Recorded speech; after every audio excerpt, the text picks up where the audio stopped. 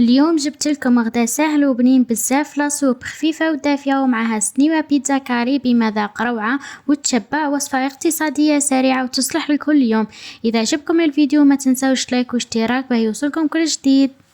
نبداو بالعجينة هكذا باه نخلوها تخمر. عندي كاس تاع الماء دافي، مغرفة خميرة ومغرفة سكر ونص مغرفة خميرة الحلويات وربع مغارف زيت زيتون، ونخلطوهم تخي بيان ونخلوهم يتفاعلوا.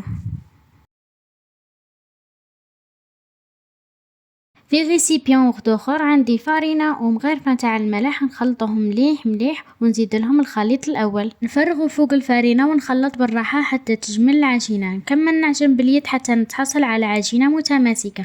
اذا حسيتيها ناشفة زيدي شوية ماء، واذا مفذوقة كيما نقولوا رشي عليها شوية فارينة. ندير الزيت في يدي باه ما تلصقليش العجينة في يدي، ومن بعد نعجنها 5 دقائق ونغطي العجينة ونخليها ترتاح شوية.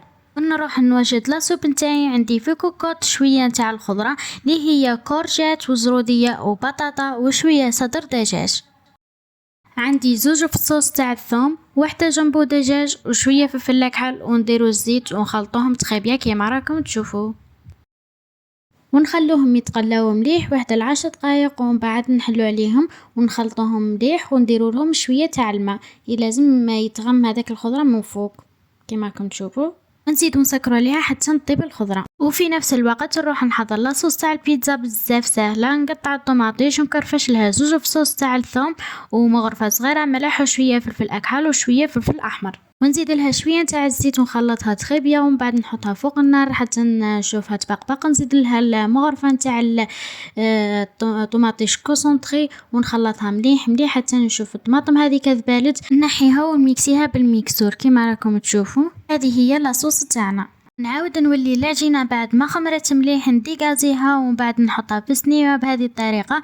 انا هذه الكميه دارت لي سنيوه هذه الكبيره وواحده اخرى صغيره. ونحطوا لاصوص وزيدوا لها واش حبيتوا من فوق. انا درت لها طون تاع ريكامار وشويه زيتون اخضر ومعدنوس، وشبعتها بالزيتون الاكحل والفرماج رابي، وهذا ما كان.